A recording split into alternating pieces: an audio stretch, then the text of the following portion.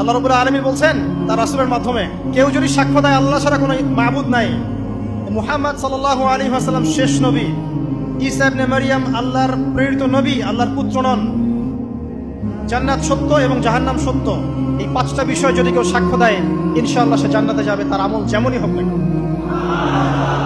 টাকার বিনিময়ে, চাকরির বিনিময়ে, সমাজ সেবার নামে আর চিকিৎসার নামে ঈমান বিক্রি করে ফেললেন, সুবহানাল্লাহ সুবহানাল্লাহ।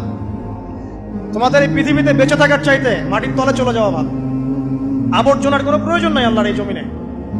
এই মুসলিম উম্মার আবর্জনার কোনো প্রয়োজন নাই। এই মুসলিম উম্মার ইমানদার সাহসী তরুণ প্রজন্মের দরকার। আল্লাহ পাক কবুল করুন, আমিন। এরপরে কি হলো? ইবলিস সিজদা করলো না, আবা ওয়াস্তাকবার, সে উদ্ধত হলো এবং অহংকার প্রদর্শন করলো।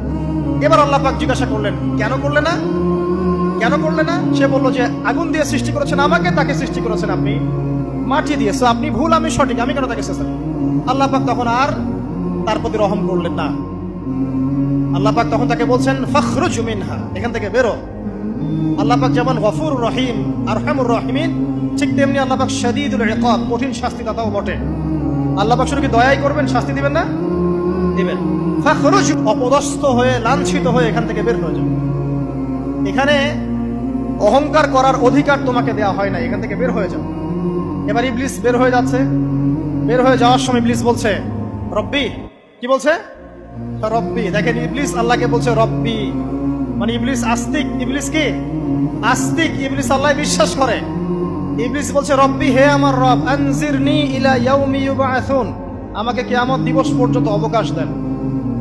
আমাকে তো বের করে দিচ্ছেন, ঠিক আছে, আমাকে কিয়ামত দিবস পর্যন্ত অবকাশ দেন। শব্দ চয়ন হচ্ছে রব্বি, হে আমার রব, মানে ইবলিস কিন্তু নাস্তিক না।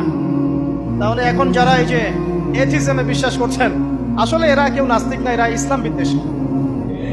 কখনো দেখবেন না তাদেরকে অন্য ধর্মের কোনো বিষয় নিয়ে কটু মন্তব্য করছে, প্রশ্ন উত্থাপন করছে, এমনটা খুব কমই দেখবেন। এতে যত মাথা ব্যথা ইসলাম নিয়ে। এখানে দেখেন ইবলিসের কথা বলছি, ইবলিস কিন্তু আস্তিক। ইবলিস কি বলছে? রব্বি আনজিরনি ইলা ইয়াউমি ইউবআসুন, হে আমার রব। ইবলিস জানে যে আল্লাহ তার রব। ওই যে সূরা হাশরের শেষের দিকে পড়ে দেখবেন ইবলিস বলে উকফুর, তোমরা কুফরি করো।